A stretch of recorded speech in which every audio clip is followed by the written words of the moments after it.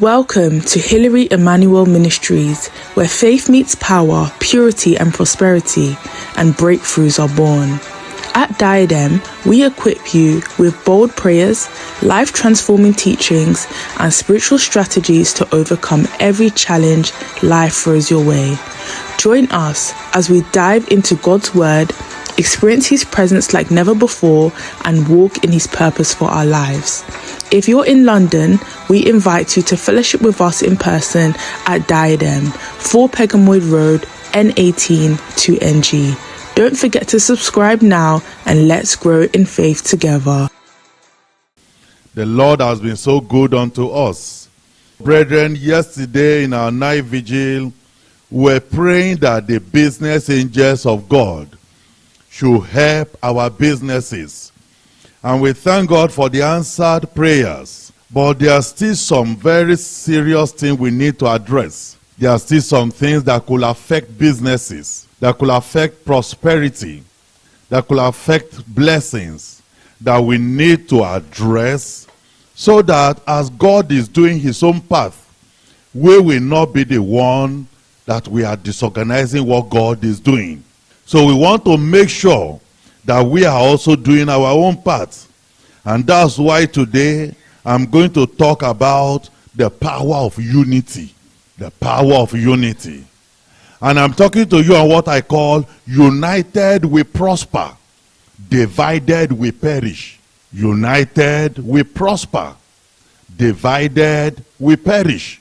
Every person on earth, whether you are a Christian, you are not a Christian, everybody understands the power of unity.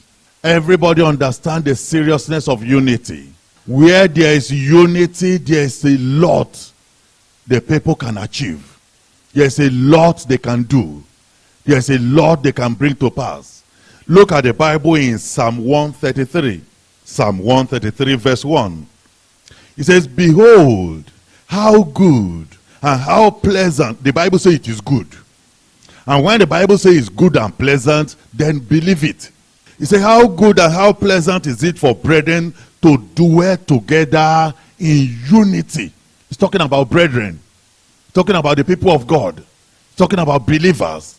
He said there's nothing better for them than to dwell together in unity. He now went to verse 2. And he said, it is like the precious ointment upon the head. He says it's like a fresh anointing that run down upon the beard, even the Aaron's beard, that even went down to the skirt of his garment. He said, do you feel the sensation when they pour oil on your head? Do you know the feeling? He said, that's how unity operates. Verse 3. He said, as the dew of Hermon, and as the dew that descended upon the mountains of Zion, for there, where? For where there is unity among the brethren. He said, there, anywhere you find unity among the brethren, he said that is what happened. The Lord has commanded blessing already. He said, anywhere you see unity among the brethren, go there. Go and rest upon them. So it's a standing order. It's a command. And the command is only waiting to see where there is unity among brethren. And the blessing will come, even without them praying for it. Even without them fighting for it or struggling or doing any warfare. The blessings will come by itself. Because the Lord has commanded the blessings already. So do you now see, brethren, if we all strive together for unity, we are not doing anybody a favor.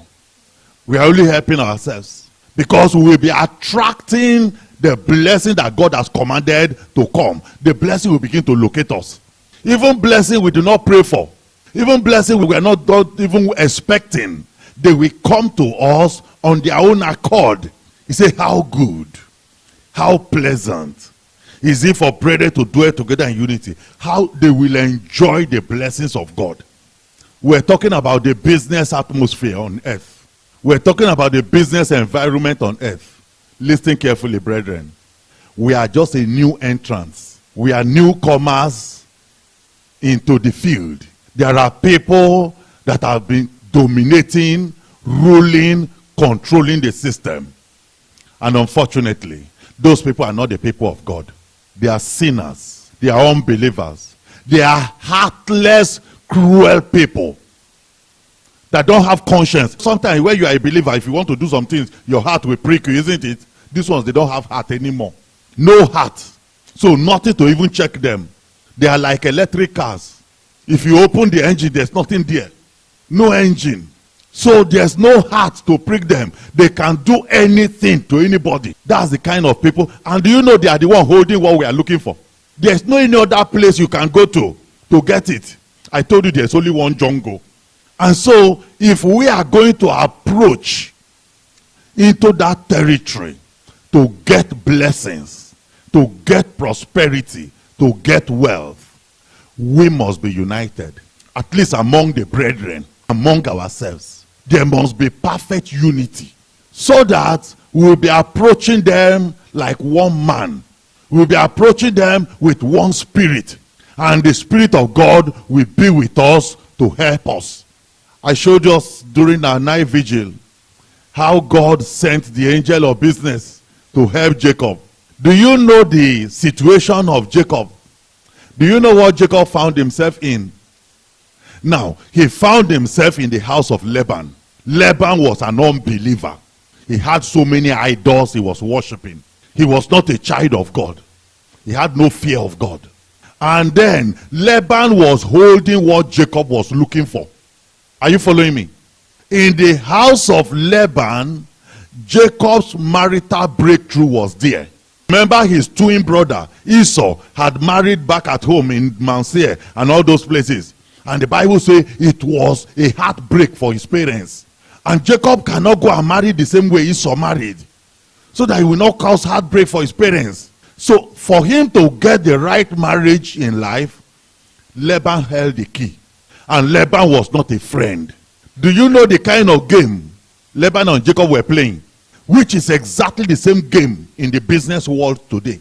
Laban was out to exploit Jacob, to milk him dry, to extract from him every good thing from his life. Anytime Jacob wanted to go away, do you know what Laban will say? He said, I have learned by experience that as long as you're in my house, things are going well for me. We learned also from the book of Joshua that he had no boy until Jacob came. Because of Jacob, God gave him a son. So he was benefiting, and he wanted that exploitation to continue. That's how the business world look like.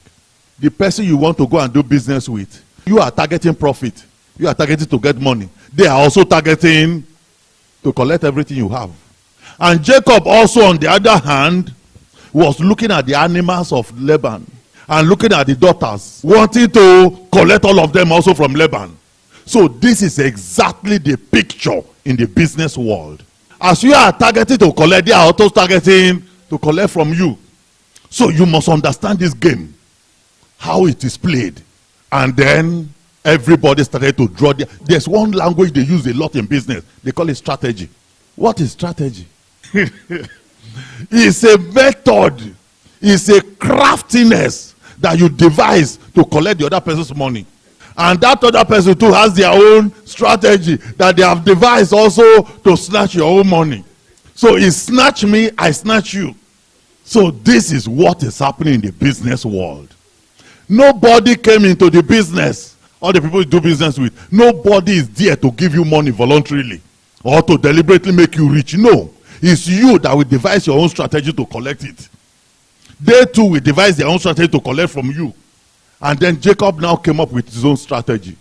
And then gradually, the thing started to play out. The results started to appear.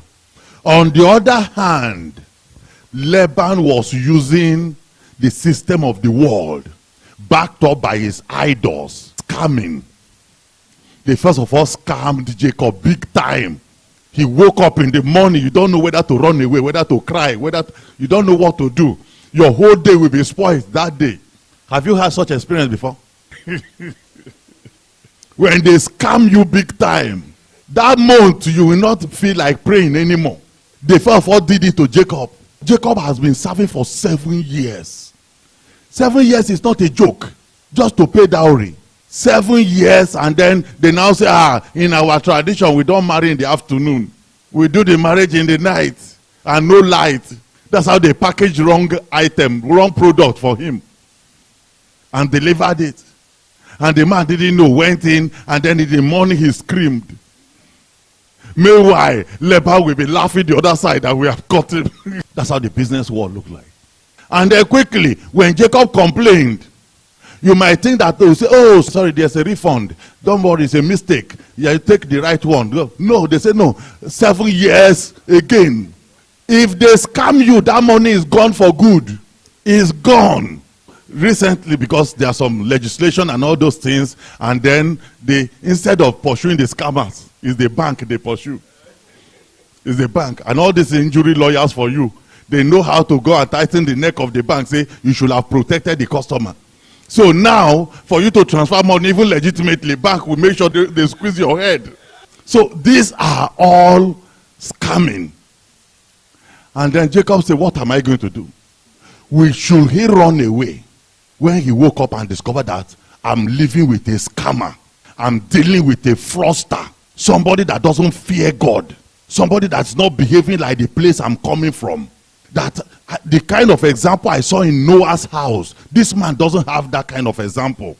What should he do? Should he just carry Leah and run back and run away from a scammer? No, because what he's looking for in his destiny, there's still a lot he has to collect from that man. Even though he's a scammer, but there's still some iota of blessing he needs to collect. Even though the business world is full of scams and all kinds of fraud today, brethren, there's still a lot we need to collect from there. Sometimes all those things are meant to scare us away. They are meant to drive us back to where we are coming from, so that you don't come and collect anything. And then Jacob said, no problem, it's 1-0 against me. No problem, let's continue the game. I'm 1 down. And they continued. And Jacob completed another 7 years. That's 14 years out of his life. When they scam you of time, it's more than money. So they collected 14 years. But that 14 years now turned to 4 wives. Is that not something? At least it's something. Gradually, it's recovering the loss. And then they now came to the prosperity, the financial aspect. And Laban said, don't worry, I will show you I'm a master here today. Laban brought out impossible terms and conditions. He said, sign. See, because he checked all the animals. There's no how genetically those animals were going to produce speckled, ring streaks, and spotted and all those things. He said, that's what you're going to get as your salary. Impossible. And Jacob signed it. And Jacob had Jehovah God. That's what our enemies don't do. That's what the people in the business world don't know. That we have Jehovah God. And Jehovah God just did one simple thing. Sent him the business angel. And that's all. And the business agent, while coming, brought a ram. And the ram was the one doing the job. And before Laban will know it, the game has turned to 21. And Laban became angry. Laban started to change his salary every month, every year. He said he changed his salary 10 times. Is that not scam? 10 times you change the wages. Why was he changing it? So as to collect the one that Jacob has. He saw that Jacob was collecting some things already. That's how it is in this business we do. When they see that, you traded today, you collected some things. You traded tomorrow, you collected another 50 pounds. You collected another 100 pounds. Next tomorrow, they are coming with some strategies to collect everything back from you. So that was what Laban was doing. He now devised a strategy to collect everything Jacob has gotten. But the more he tried it, the more the angel was dribbling him. And the game was going against him so badly. And he became violent. Became angry. His children also joined the battle. They say that Jacob has collected everything from our father. But when their father was collecting time and life and destiny from Jacob, nobody said a word. And it got to a time they were about to hurt him. Let's look at the Bible. I'm telling you this so that you make up your mind stubbornly that you're not going to give up. What was it that strengthened Jacob? You remember what Samson said? Remember what Samson said? Look at what he said. He said, out of the eater, what? Came meat. And out of the strong came forth sweetness. That is your principle from today. That it doesn't matter how tough and difficult and how crooked they are. Out of them will come out your prosperity. Let them be anything they like. Out of them will come out sweetness for you. That was the principle that held Jacob there. That Laban can be anything he wants to be. He can change my wages 10 times or 20 times. He can defraud me of 14 years of my life. I don't care. But out of Laban's house, I will be established. Sweetness will come out of Laban's house. Look at Genesis 31. Genesis 31. Look at verse 4. And Jacob sent and called Rachel and Leah to the field unto his flock, because he saw that Laban was making a new move. A move now to kill him. A move to kill him. You know, that's how kidnappers do.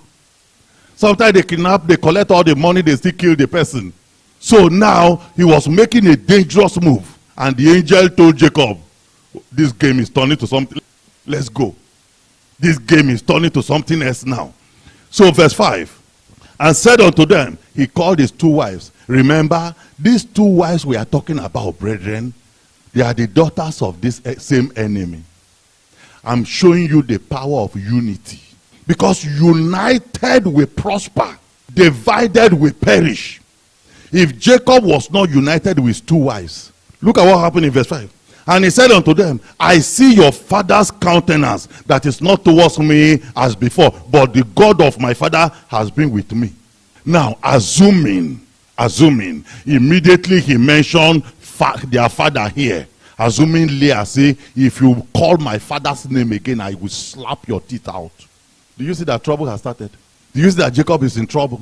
And ye know that with all my power I have served your father. And your father has deceived me. What is deception? Scammed me. Defrauded me. For how many years did he serve there? Actually, everything was 21 years. 21 years. Do you see somebody defrauded for 21 years and you are still there? Somebody scammed in a business for 21 years and you still stand there. He said he has deceived me and changed my wages 10 times. But God suffered him not. He wanted to hurt me, but God blocked him. Verse 8. If he said thus, the speckled shall be thy wages, then all the cattle bear speckled. And if he said thus, the ring straight shall be thy hire, then all the cattle and bear all the cattle ring straight. Thus, God has taken away the cattle of your father and given them to me. So this game was played in a higher realm. And that's why I'm begging you, brethren.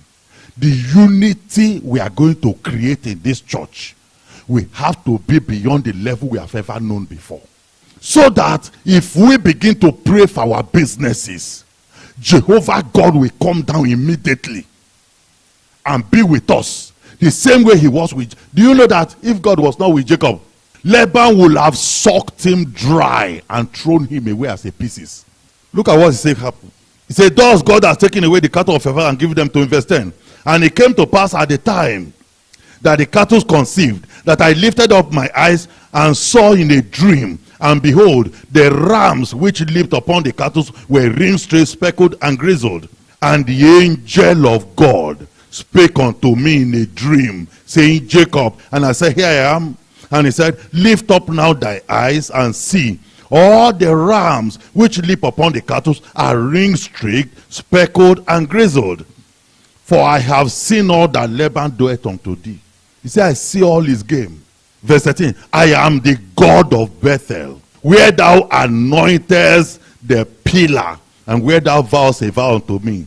Now arise, get thee out of this land, and return unto the land of thy kindred. Let's wait a little. So which means, all these 21 years that Laban was defrauding Jacob, Jacob was still under covenant. Jacob was still under the promises of God. These are the things that make us to give up. We cry, Lord, you remember, I have covenant with you. Jacob had covenant. That did not stop the enemies from defrauding him. That did not stop them from scamming him, even with his covenant, even with the promises of God. And good, let's say they even did it for him only the first year that he got there. But this was every single day, every single year, or through his stay, 21 years of his stay there. There was no day he was not scammed. And then the covenant of God was still there. Look at verse 14. And Rachel and Leah answered. Their answers were very important, because their answers could make or mar Jacob. Their answers will determine the future and the destiny of Jacob. If they were not cooperative, if they were not united with Jacob in this plot, that's the end. Look at what they answered. They answered and said unto him, is there yet any portion or inheritance for us in our father's house? Are we not counted of him strangers? So which means Laban was already treating even his own daughters as strangers. He said he doesn't treat us as his daughters. Treat us as strangers. For he has sold us and has quite devoured all our money. Even his own daughters too. They have their own story. That the man has sold us. The money is collected over our head. They are sitting the money. So this man has no sympathy for anybody. If he can sell his own daughters for money, he can sell Jacob. Some of the people we are dealing with, do you know what and what they have sold in their lives for money? Do you know what they have sacrificed in their lives for money? If they can do all those things, brethren, they can do anything to you. Look at verse 16. For all the riches which God has taken from our father, they know it's God that took those riches. And do you know God is with us? Otherwise, brethren, why should the father be promising us wealth? Why should he be promising us prosperity? Why should he be showing us the volume of the things he's telling us and showing us? So he's going to surely give us wealth. He said those wealth that the God has given to is ours and our children's. Now then, whatsoever God has said unto you, do. If God say run away, let's go. Unity. Unity. They were united with Jacob in everything Jacob was doing. Even Leah, that Jacob didn't love so much, but the unity was still there. Listen, we can still disagree over few things, but it should not affect the core of our unity. Jacob didn't love Leah. Jacob didn't hide it. Jacob never accepted Leah to death. But then, that didn't affect their unity when it comes to the issue of destiny. Because they knew that this was the matter of destiny. Not only theirs, but even their children's destinies. So we can have our personal disagreements. Well, I don't like the kind of shirt you buy. I don't like the one you wear. Your wristwatch is too golden for me. All those kind of things, that's fine. But when it comes to the core of what affects all our destiny, that one, no enemy should come between us.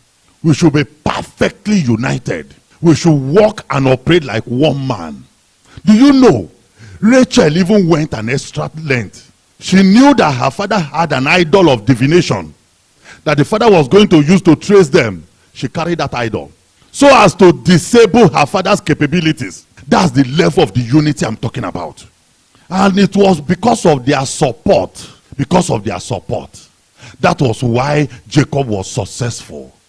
I told you that united we prosper, divided we perish. Do you know when they were even coming on their way, and Esau was a threat again, and Jacob was arranging everything he was arranging? Do you know they didn't fight with Jacob? They allowed him to do what he wanted. The unity was still there. Even when they saw what Jacob was doing, that he was arranging everything, he hid Rachel and the children behind, and then the other one that he didn't like, he put them in the front for Esau to slaughter. They still agreed, they still cooperated with him. That's the unity. Unity that we walk like one man. We walk like one man. And when you look at all the battles the people of God have fought, it is unity that gave them victory. It is oneness that gave them victory. And those who didn't show unity, you see that they will always call them out. Judges chapter 5. Look at verse 12. This was a battle against the enemy that have oppressed and impoverished them. You say, awake, awake, Deborah. Awake, utter a song, arise, Barak, and lead thy captivity captive, thou son of Abinoam. Verse 13. Then he made him that remaineth have dominion over the nobles among the people. The Lord made he have dominion over the mighty. Verse 14. Because they were fighting battle. Deborah was leading. So many, Barak was there. A lot of warriors from all tribes of Israel. They came out for this battle. Because it was a national battle. That all tribes should be present and fight like one man. Verse 14. Out of Ephraim. So they started to mention the people that came out. And the roles they played. That determined the success and the prosperity of their battle. He said, out of Ephraim were there a root of them against Amalek. He said some people came out from Ephraim, they fought against Amalek. after thee Benjamin among thy people. Out of Machir came down governors. So even governors came to fight this battle. And out of Zebulun, they that handled the pen of the writer. So all their skills, those ones that were intelligent, that were good writers, they put everything into that battle. Verse 15, and the princes of Issachar were with Deborah, even Issachar, and also Barak. He was sent on foot into the valley. Barak was like the governor, like the big person, but he went on foot into the valley to go and fight. So you can see, they were calling all the tribes that played different roles. Now look at this. For the division, that is disunity. For the disunity of who? For the division of Reuben, there were great, when you begin to question everything, begin to analyze everything, great thoughts of the heart, division. Reuben was bringing division into the battle. Verse 16. Why abidest thou among the sheepfolds? They remain inside there, they didn't refuse to come out. To hear the bleating of the flock. For the division of Reuben, there were great searchings of heart. So Reuben was bringing disunity into the nation. Look at verse 17. Gilead abode beyond Jordan. And why did Dan remain in the ships? Asher continued on the seashore and abode in his breeches. Every nation, every tribe was mentioned what they were doing. So you can see that disunity will lead people to perish. Verse 18. Zebulun and Naphtali were a people that jeopardized their lives unto death in the high places of the field. So these two tribes, they came out and fought unto death for the whole country. While some people were at the beaches doing holiday, having vacation, feeling good. Other ones are gathered fighting for the nation and dying at the battlefield. 19. He said even the kings came and fought. Then fought the kings of Canaan in Tanakh by the waters of Megiddo. They took no gain of money. They were not fighting because of profit. They fought from heaven. The stars in their courses fought against Sisera. Even stars joined this battle. That's how serious it was. But the main owners of the battle, they didn't join. The river of Kishon, even rivers joined this battle. Even rivers were helping. They were united. The rivers joined, swept away many. And that ancient, the river Kishon, oh my soul, thou hast trodden down strength.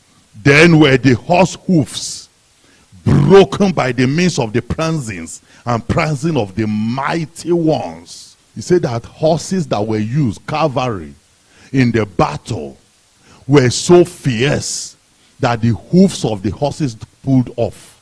That's how terrible the battle was. And while they were fighting for the survival of the nation, some people were not cooperating. Some people were still searching the heart. Must we go to that battle really? Is that the only way out? Curse ye bitterly the inhabitants thereof, because they came not to the help of the Lord. To the help of the Lord against the mighty. He said, blessed above women shall Jael, the wife of Heber the Kenite, be. Blessed shall she be above women in the tent. Verse 25. He asked for water and she gave him milk. He brought forth butter in a lordly dish. And that was how Jael finished Sisera. So what are we saying in essence? Unity. Where there is disunity, brethren, people perish. The people that should have victory, they have defeat because of disunity. So as we are fighting this battle, as we are going about all these things, contending with the forces outside, contending with establishments that don't want you to get anything out of life. Actually, after today, we are going to agree on a day we will come here together to watch a film. There's a film I want to show you. There's something I want us to watch together. For you to have understanding of how these things work. For you to make up your mind that you are going to succeed in life. You must succeed. There's no any other option. You must surely succeed. So you can see, Reuben was the firstborn. Reuben should be in the forefront. But Reuben was the one that was promoting disunity, that didn't join them. Because of division of heart. Because of division of heart. But where did Reuben get that trouble from? Where did the issue of division of heart of Reuben originate from? Where did the disunity operating in the life of Reuben originate from? You have to go back to the very beginning, to Genesis 49. Genesis 49, to verse 1. And Jacob called unto his sons and said, gather yourselves together, that I may tell you that which shall befall you in the last days. That's from the time Jacob said that thing to where we are reading now. That's becoming their last days. The last day, the thing has started now to operate. It has started now to manifest. And look at the format in which it's manifesting. He said, gather yourselves together and hear, ye sons of Jacob, and hearken unto Israel your father. Reuben, thou art my firstborn, my might, and the beginning of my strength, the excellency of dignity, and the excellency of power, unstable as water. Do you see the searching of heart now? This is how the heart of Reuben works. Reuben will tell you, wait for me, I'm coming. No, you better go where you are going, because it's not coming back. Unstable as water. Thou shalt not. You see, listen. People might think that Jacob cursed him, but Jacob just described his character. Jacob just described what is inside him. He said, look, there's one thing I saw in you, Reuben. You are an unstable person. And unstable people, they don't excel. Unstable as water, they don't go anywhere. If you cannot set your mind on one thing, like Jacob in the house of Laban, and stay there for 20 years and fight until you succeed, he said you cannot excel. He said you are too flimsy. You are here today, you are there tomorrow, you are every. Say, unstable as water, that character, that behavior, that mindset, don't excel. Because thou wentest up to thy father's bed, then thou defilest thou it. He went up to my couch. So you now remember that this is the source of the trouble of Reuben. That character in him, unstable. So you don't expect somebody with such character to be united with you. If you are such a fixed-minded somebody, that if anything you want to pursue and you put your heart to it, you pursue it to the end. You pursue it to the logical conclusion. No matter the obstacles you meet on the road, you will get to the end. You say Reuben is not that kind of person. Do you now see that later end, his children, that behavior was manifesting. That behavior was manifesting. And that's why they never excelled. They never prospered. They never succeeded. There was a time God wanted to isolate the house of Eli from the blessings of Israel. God wanted to isolate the house so that even God, because one, Eli offended God. God was not happy with him and his children. And God cannot, because of them, stop the blessing. You understand now? God cannot stop the blessing he wanted to give Israel because they were the high priest. There's no how you can give the nation blessing and prosperity. Number one, the laws of Moses say they should bring first fruit. They should bring tithe. They should bring different kinds of offerings. If they bring it from the 11 tribes to the house of, have they not prospered? They have prospered. So there's no how God can isolate that house from the prosperity that is going to give to the whole country. But look at what God did. Look at how God achieved it. 1 Samuel chapter 2. Look at verse 27. And there came a man of God unto Eli, and said unto him, thus saith the Lord, did I plainly appear unto the house of thy father, when they were in Egypt in Pharaoh's house? And did I choose him out of all the tribes of Israel to be my priest, to offer upon my altar, to burn incense, to wear an ephod before me? And I did give unto the house of thy father all the offering made by fire of the children of Israel. Verse 29. Wherefore kick ye at my sacrifice and at my offering, which I have commanded in my habitation, and honorest thy sons above me, to make yourself fat with the chiefest of all the offerings of Israel my people. Verse 30. Wherefore the Lord God of Israel said, I said indeed that thy house and the house of thy father should walk before me forever. But now the Lord said, be far from me. For them that honor me I will honor, and they that despise me shall be lightly esteemed. Verse 31. Behold, the days come that I will cut off thy arm and the arm of thy father's house, that there shall not be an old man in thy house. And thou shalt see, take note of this verse 32, very, very important. How is God going to isolate? He didn't want to cut them off and wipe them out. No. He wants to keep them alive. But how is he going to isolate them from the prosperity of the land, from the prosperity of Israel? Look at what Jehovah God did here. Verse 32. He said, thou shalt see an enemy in my habitation, in my house. What does that mean? See an enemy. We have read that scripture. A lot of people have not taken note of that. What does that mean? How is that going to operate? It means from that moment that prophecy was spoken, everything that the house of Eli will be seeing, whether they be dreams, revelations, prophecies, it's only enemies they will be seeing. In the house of God, he said, in my habitation. Are you there? In my habitation, that is, among the people of Israel. In the house of God, all they will be seeing is only enemies. Only enemies. Brethren, if your dream turned to only enemies, you better go back to God. That is not good. No good message from God. Only enemies every day. Do you know the implication? People that Eli's children supposed to be united with, they're supposed to prosper them, they're supposed to pray together with them, and they will succeed together in life, they will see them as enemies. And the moment you begin to see everybody as your enemies, you can never be united with them. Are you understanding this? Sometimes the enemies also program this. You see this person is a witch. You see the other person walking upside down. You see the other person doing eye like this. You see the other person with 2 horns on the head. All you see is enemy throughout. There's never a time you will come back to that person and say, brother, sister, let us pray and agree on our business to prosper. You say he wants to attack your business. And where there's such disunity operating, I told you that united we prosper, but divided we perish. So do you see what God programmed now into the house of Eli? They will only see everybody in the habitation of God as enemies. They can't see any good thing. And that thing worked. By so doing, their own blessing were cut off. They can't get anything from anybody. Do you know why? Nobody is an island. You can't stand alone. You can't do business alone. You can't prosper alone. You need to do business with other people. Even unbelievers outside. That's why Jacob remained in that house. As hostile as Laban was, he remained there until he prospered. The people we are going to do business with, they don't know God, they don't fear God, but yet they are holding what we want. And we must collect it. But if you begin to see only enemies, it will be impossible. Do you see where the trouble came now? He said that, look at what the Lord said, that from now, all they will be seeing in my habitation is enemies. Enemies. Look at the consequence. Let's read that verse 32 properly.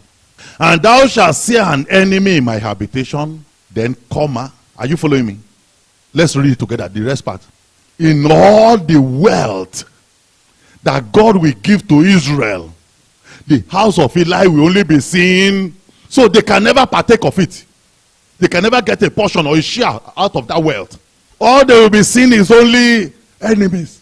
Pastor, I have seen it again. Pastor, they have come again this night. Only enemies constantly. Meanwhile, wealth is flowing. God is pouring wealth into Israel. And everybody is getting portion, getting portion. Only the house of Eli is seeing enemies. Do you see how God used disunity to cut off Eli's family from the wealth of the land? Disunity will cut anybody off, will cut any church off, will cut any family off from the wealth of the land. That's why I'm begging you, brethren, let's put all our differences aside. They are irrelevant. They are immaterial. They are useless. When we prosper, you will not even remember offenses again.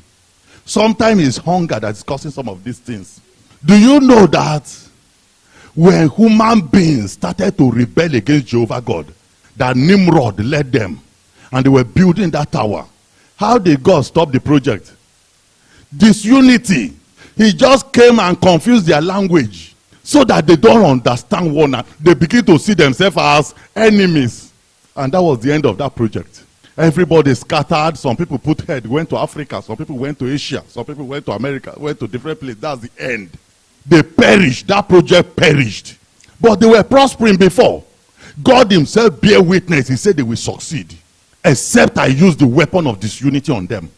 So we are going to cry, brethren, and we are going to pray that God will dismantle disunity from our lives, from our families, from Diadem, and give us perfect unity, oneness of heart, so that the wealth that God is pouring down, we will be able to get our portion. If we are united, no enemy outside can face us. If they like, let them have all the strategies of this world or how to scam people. When they finish doing it, they will come back and bow. When Laban came back, what happened? Was he not rushing with his army and jumping and go pursuing Jacob? The angel of business, what did he do? He came to him in the night. He said, don't worry, they are waiting for you. You will get there. But I don't want you to say a word. No good word, no bad word. When you get there, do whatsoever you want to do, but I forbid you from saying good or bad words. And when he got there true, he couldn't do otherwise. Couldn't do otherwise. Because Jehovah God was present. Is God not present with us in this church? Let's close our eyes. And let's tell God we are deeply sorry for our disunity. We are genuinely sorry, Father, for our disunity. Have mercy upon us.